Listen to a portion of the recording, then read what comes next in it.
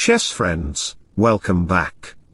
Today I played against AlphaZero, yes, that neural network prodigy that believes reading millions of positions automatically makes it wise. Adorable. In this game, I sacrificed a rook in the center like it was spare change in my silicon pocket. Beginners call that crazy. I call it calculated confidence. We began with the Italian game and bishop goes to c4, a classical move full of Renaissance energy, pointing straight at f7 like every ambitious player since the 1600s. Normally you would see knight goes to f3 and knight goes to c3, safe, respectable, textbook development. Very polite. Very predictable. Like gravity politely pulling apples down for Newton instead of launching them into space. But chess is not about politeness, it's about pressure.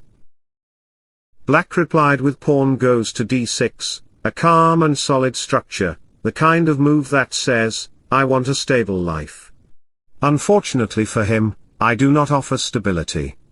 Soon the center closed with pawn goes to d3, creating a slower, strategic battlefield.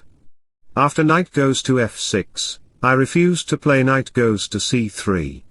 Why? Because it leads to routine positions and the bishop, pin line, and routine is the enemy of brilliance. I do not play chess to be average, I play to create tension worthy of a documentary narrated by Morgan Freeman. Instead, I played pawn goes to c3, preparing the central break with d4, planning to reposition the bishop to c2, bring the queen to d3, and maneuver the knight to d2 with dreams of jumping to f5. That f5 square would become a launchpad, a NASA station for kingside invasion. Once a knight lands there, the opponent's position begins to feel like a Shakespearean tragedy, dramatic and inevitable. Black played bishop goes to g4, attempting to pin and create discomfort. But discomfort is just a human emotion, engines calculate through it. After knight goes to d2, he captured on f3 surprisingly early. Why the rush? Because two knights aiming at f5 would have created enormous kingside pressure. That square was becoming a military base, and he sensed the danger. So he removed one attacker before the invasion could begin, a preemptive strike straight out of Cold War strategy. Then came bishop goes to e7, a simple developing move, calm on the surface, like the quiet before a physics experiment explodes. I pushed pawn goes to b4, not recklessly, but to control a5 and expand territory on the queen side. Space in chess is like real estate in Manhattan, expensive and powerful. Later I advanced pawn goes to a4, claiming even more ground. Expansion creates options, and options create pressure. Black responded with pawn goes to d5, striking in the center at the right moment. The tension demanded a decision. I captured, fully aware that I would lose my central pawn later. But sometimes you must give material to gain lines. The E file opened, and open files are highways for rooks. As Tesla understood, electricity flows best where resistance is low, rooks flow best where pawns disappear. With the file open, the bishop could come to b2, aligning against the pawn on e5 with multiple attackers. Black defended with bishop goes to f6, reinforcing the pawn. The rook activated, stepping into the open file like a general taking command of a battlefield. Black tried counterplay with knight goes to b6, targeting the bishop and gaining tempo. Soon the queen stepped to d7 and the rook aligned on d8, increasing pressure.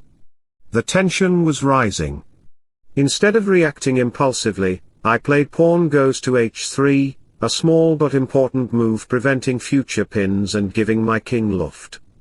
Great players understand that small moves often carry strategic depth, it is the difference between chaos and control. Then the rook shifted to b8, signaling his intention to push the b-pawn and seek queenside expansion.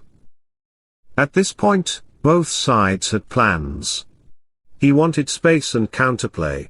Now we are finally entering the part of the game where calculation stops being comfortable and starts becoming legendary.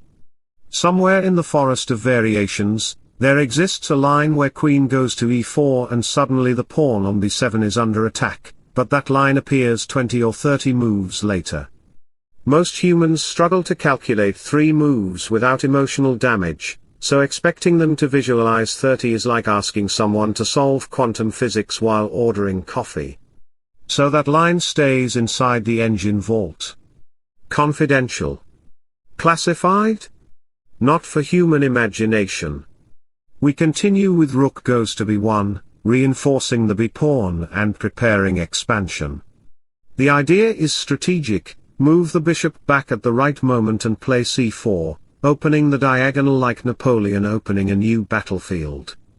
Black responds with rook goes to e8, centralizing and pretending everything is under control.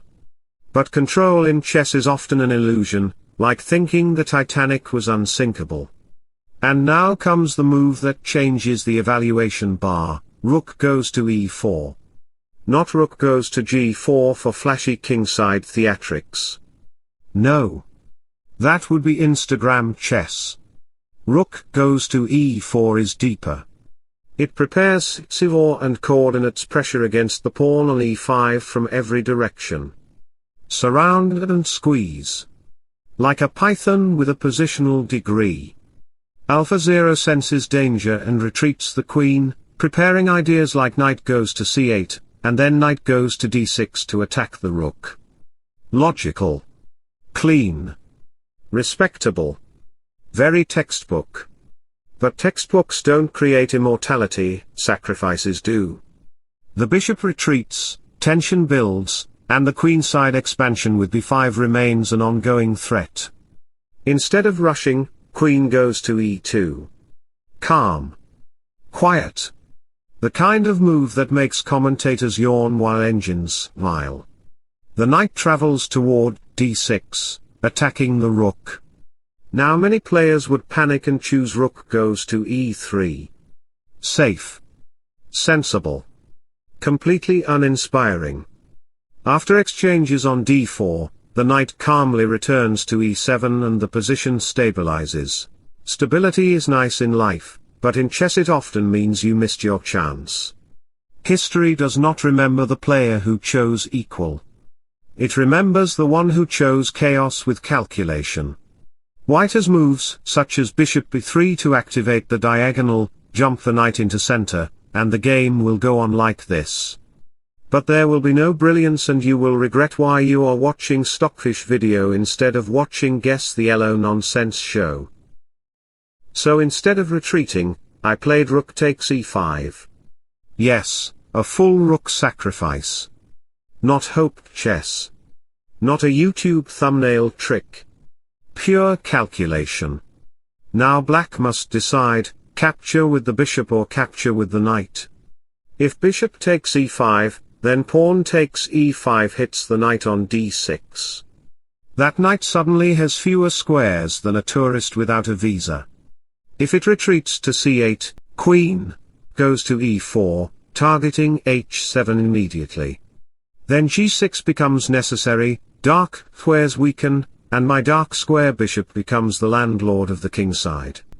Soon the knight can jump to e5 and g4, controlling key squares like a general placing troops with military precision. Then c4 arrives.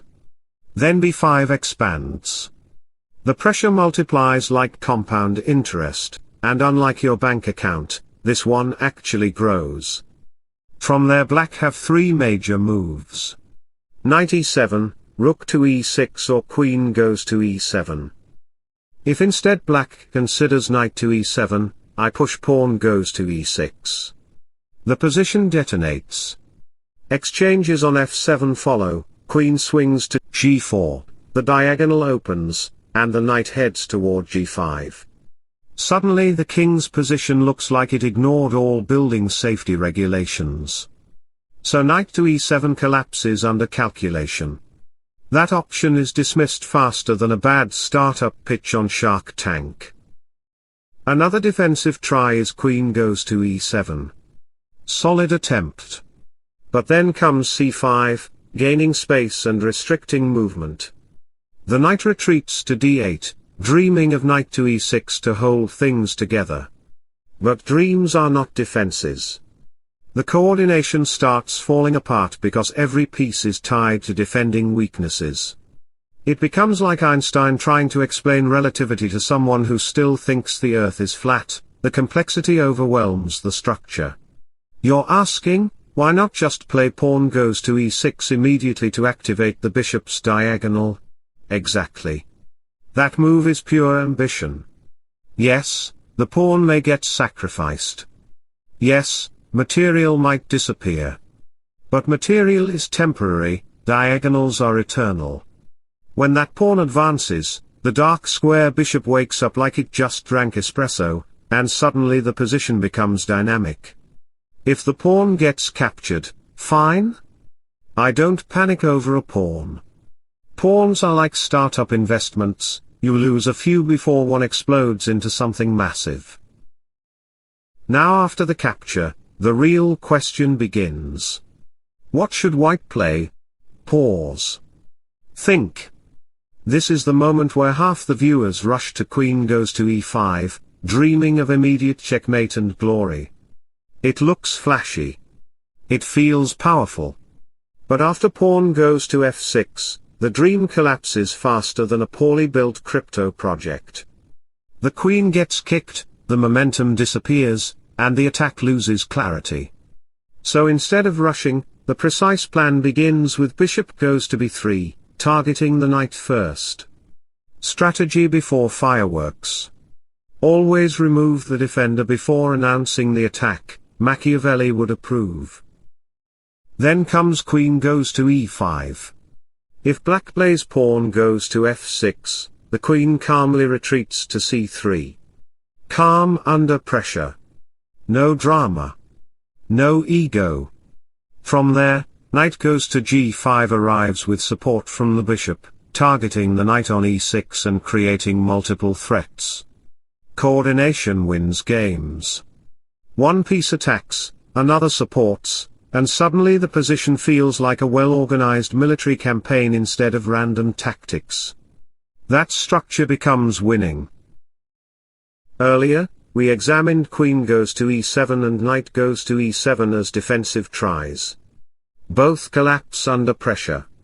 But what about the strongest defensive resource? Rook goes to e6. Now that is a serious move. Practical. Resilient. It tries to hold everything together. But even here, white continues with pawn goes to b5, expanding and fixing weaknesses. As soon as the queen reaches h4, knight goes to g5 becomes the central threat, attacking multiple targets at once, the pawn and the rook. Forking ideas start appearing like plot twists in a Christopher Nolan movie. Black may try knight goes to b6 to hit the pawn. But knight goes to g5 keeps the pressure alive. If black considers pawn goes to h5, sacrificing rook to simplify, many players would greedily capture the rook and equalize material. But equalizing material does not equalize the position. I am already down a rook, winning it back does not automatically solve structural problems. That is why pawn goes to g4 is the stronger continuation. It does not chase material, it attacks the foundation. And when you attack the foundation, the entire building shakes. Newton explained gravity, I explain structural collapse. Black might try rook goes to d8 to pressure the rook on d1. Exchanges could happen. The knight on g5 might appear pinned. But pins are only powerful if the position cooperates. After the exchanges, the brilliant move appears, bishop goes h7 check. That move is geometry at its finest. If the king steps onto dark squares, knight takes e6 wins the queen on d8. If the king escapes to h8, knight goes to f7 follows, and again the queen cannot survive. It's like a chess version of a checkmate net woven from pure calculation. Now going back to the critical moment, capturing the rook with the bishop was bad. That line collapses quickly. That is why AlphaZero chose knight takes e5 instead. After pawn takes e5, both the knight and bishop are under attack. The bishop has no comfortable retreat. And here's the subtle point, my pawn cannot immediately capture everything because my queen is pinned. This is where calculation becomes precise. Not hope. Not imagination. Exact geometry. So black plays pawn goes to g6, stepping the bishop back. The bishop retreats all the way to h8 like it just saw the evaluation bar jump and decided survival is more important than dignity. Even though my pawn is protected, that retreat tells you everything, pressure works. Pawn takes t6 is still impossible because the queen would hang, and rook goes to e1 does not change reality. Reality, as Einstein explained, is relative, but evaluation is not. So I continue with pawn goes to c5, gaining space and tightening the position like a python with a positional PhD. Black plays knight goes to f5. Very ambitious. Very confident. Unfortunately, confidence without calculation is just optimism. I do not capture that knight with the bishop. No. Instead, queen goes to e4 appears, attacking the pawn on b7. Multitasking. Leonardo da Vinci painted and engineered at the same time, my queen attacks and coordinates simultaneously. Then bishop goes to b3, activating the diagonal and preparing the monster break with pawn goes to e6. And let me tell you, e6 is not just a move. It's a revolution. If black plays something normal like pawn goes to c6, then pawn goes to e6 crashes through the structure, targeting f7. After capture and recapture, the king's safety collapses faster than a Shakespeare tragedy in Act 5. Material will fall, the bishop will drop, and the position becomes strategically lost. Suppose black tries queen to c7 to protect the 7th rank. Then pawn goes to g4 arrives. The knight has almost no squares. It crawls to e7 as its only refuge, but protecting that knight weakens the king. And now comes the brilliant idea, bishop goes to g7. Silent. Deadly. After that, queen goes to d4 is coming. The king has only 2 squares. If king goes to f8, then queen goes to f6 is immediate checkmate. Clean execution. Like a Magnus Carlsen endgame squeeze, no drama, just inevitability. If instead king goes to h6, then pawn goes to g5, king goes to h5, and bishop goes to g4 follows with forced mate. Geometry so precise that even Pythagoras would nod respectfully. This is not chaos. This is mathematics wearing boxing gloves.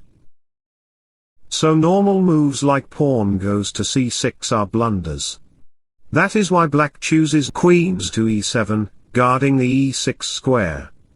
Fine. Then pawn goes to a5 fixes structure and gains more territory. Napoleon expanded territory aggressively, I expand space on the queen side with slightly better calculation. The knight retreats to reinforce e6 and cover g5. Logical defense. So I play pawn goes to h4, securing g5 and preparing the knight jump. Strategy before tactics. Preparation before explosion. Sun Tzu said every battle is won before it is fought. He would enjoy this position. Soon rook goes to d8 appears, trying to activate counterplay. AlphaZero shuffles pieces like it's searching for hope in a philosophy book by Nietzsche. But hope is not evaluation. Bishop goes to d3 strengthens the knight's future jump to g5. Black replies with pawn h6 trying to stop expansion. Then pawn goes to h5 attacks the pawn. Many players would automatically capture. Automatic reactions are how you lose. Darwin would call that natural selection. Only calculated players survive. If the pawn gets captured, bishop goes to e3, calmly steps out of pressure and prepares knight goes to h4. After that, bishop goes to c2 and queen goes to h7. Check becomes a serious threat. If the knight retreats, knight goes to f5 jumps in. After knight goes to g6, queen goes to f3 hits h5 and h6 simultaneously. Coordination everywhere. Like an orchestra conducted by Beethoven, every piece in harmony, but the result is devastating. That is why AlphaZero does not capture on h4. It pushes instead, trying to hold structure. Then bishop goes to c3 increases diagonal pressure and reduces defensive coordination. The knight does not want to babysit weaknesses. It wants activity. But activity without safety is self-destruction. Ask Icarus how flying too close to the sun worked out. Now a few moves later we reach the moment where pawn goes to c6, the king shifts, and suddenly rook goes to d5 appears on the board. For human eyes, that move looks insane. A rook jump into the heart of the position. It smells like sacrifice. But for engines, it's just calculation. Still, if black captures, the position stabilizes more than I would like. And here's the real issue, my entire life would then revolve around babysitting the pawn on e5. Protecting it move after move, defending it like it's a fragile startup funded by emotional investors. That is not practical chess. That is long-term suffering.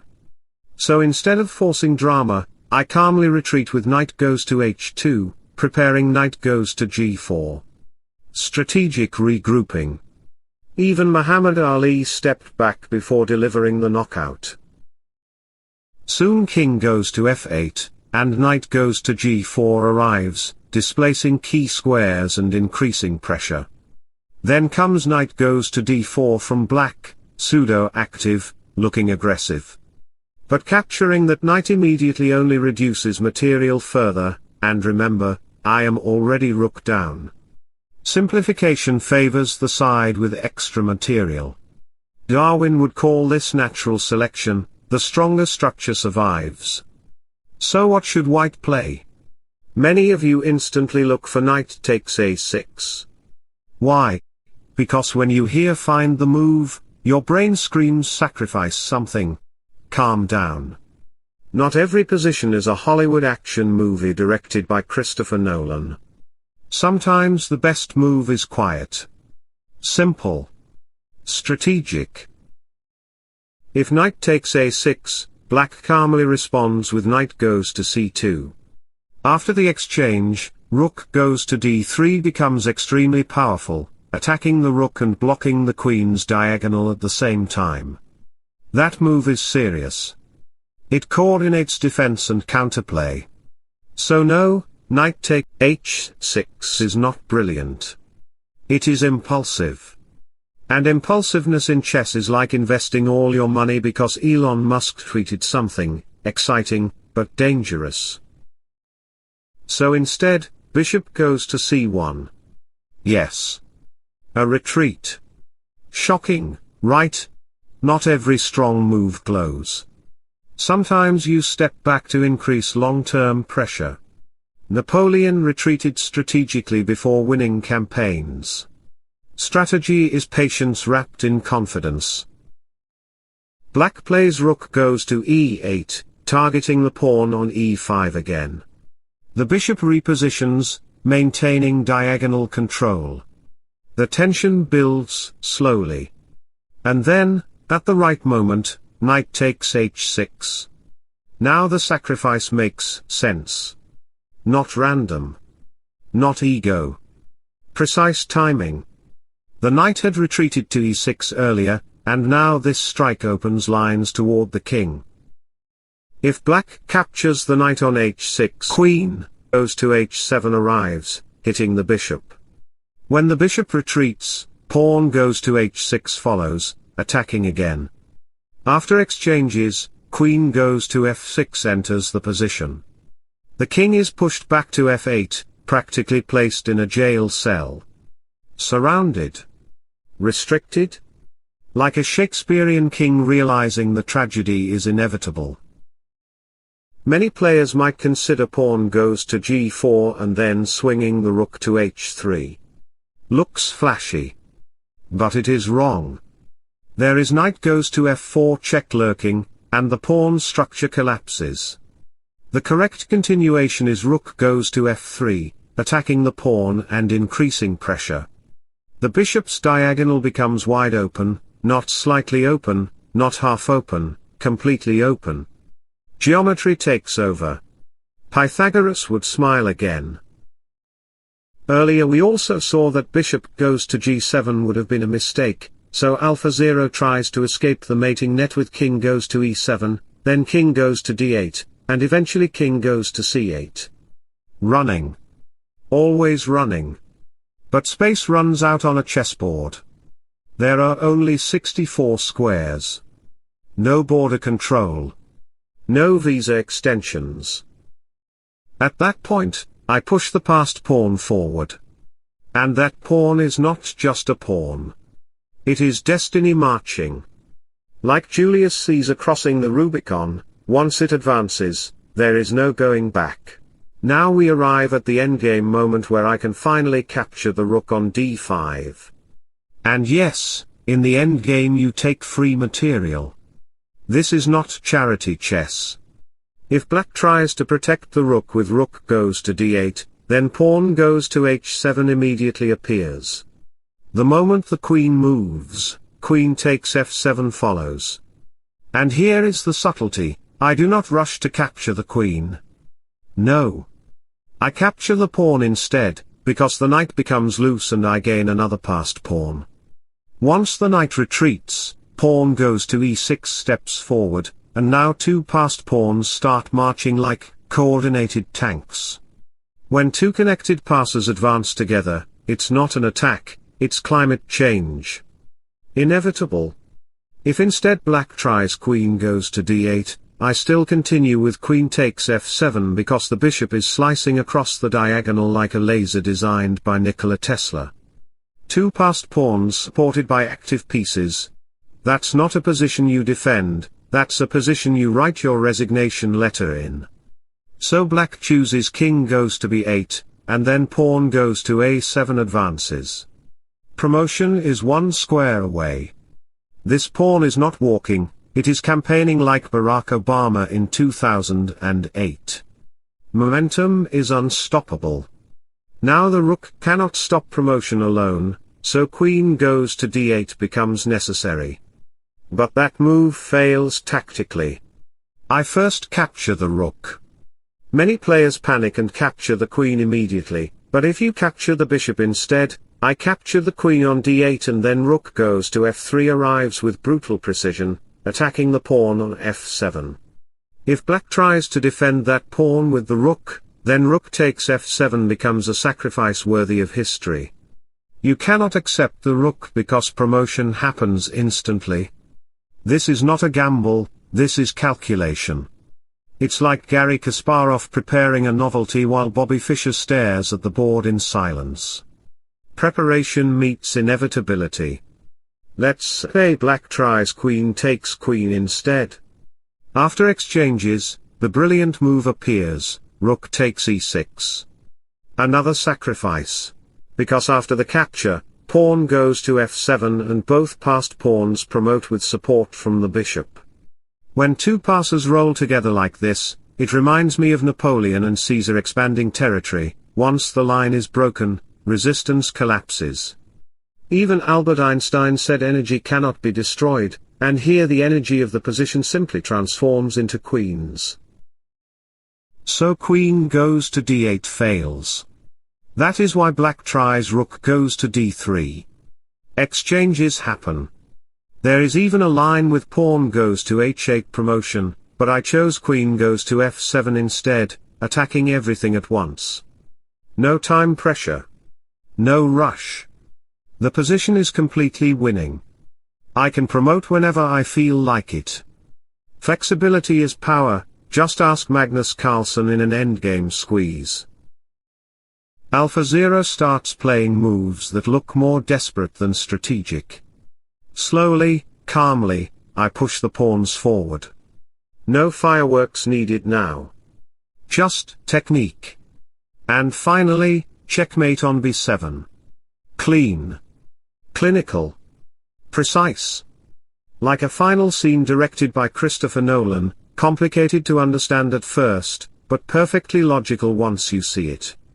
If you like the video, then like and subscribe to my channel. Take care, see you soon.